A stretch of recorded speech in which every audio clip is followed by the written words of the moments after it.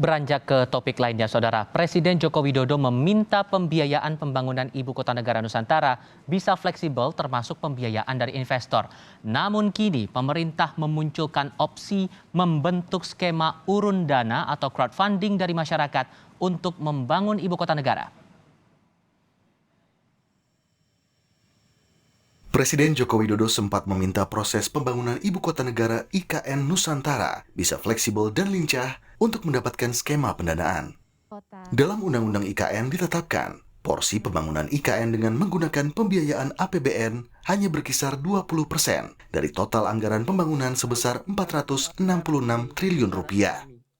Pembiayaan pembangunan IKN Nusantara akan melibatkan investor dan swasta. Meskipun hal ini diakui Kepala Otorita IKN memerlukan waktu yang cukup lama. A city for all istilahnya, karena itu sifatnya inklusif. Dan untuk membangun kota dengan baik tentu memerlukan waktu 15-20 tahun biasanya sehingga kota itu benar-benar mempunyai roh atau soul of the city.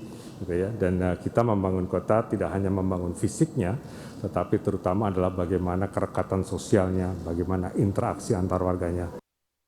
Selain pembiayaan dari investor, yang terbaru pemerintah pun memunculkan opsi membentuk skema urun dana atau crowdfunding dari masyarakat untuk membangun ibu kota negara. Crowdfunding atau urun dana adalah satu dari banyak alternatif pendanaan dari non-APBN. Salah satu, bukan satu-satunya, dan bukan berarti yang paling diutamakan ketimbang skema pendanaan non-APBN yang lain. Urun dana ini sifatnya sukarela, tidak ada pemaksaan. Tutur Ketua Tim Komunikasi IKN Nusantara melalui pesan singkat kepada Kompas TV. Namun, Guru Besar UIN Syarif Hidayatullah yang juga penggugat Undang-Undang IKN Azumardi Azra meragukan akan ada investor yang berinvestasi untuk membantu pembiayaan pembangunan IKN dengan konsep kota hutan.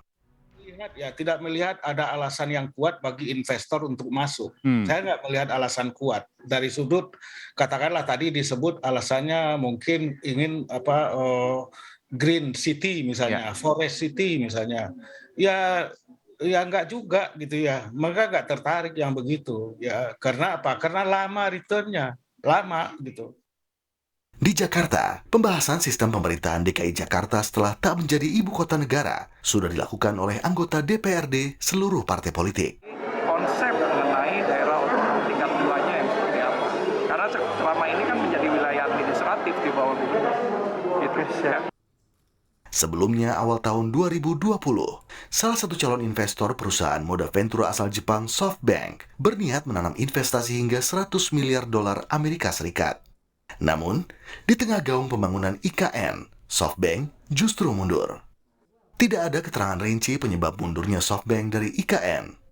Namun, pihak Istana Kepresidenan menyebut ada skema keuntungan pembangunan yang tidak masuk dengan kalkulasi SoftBank.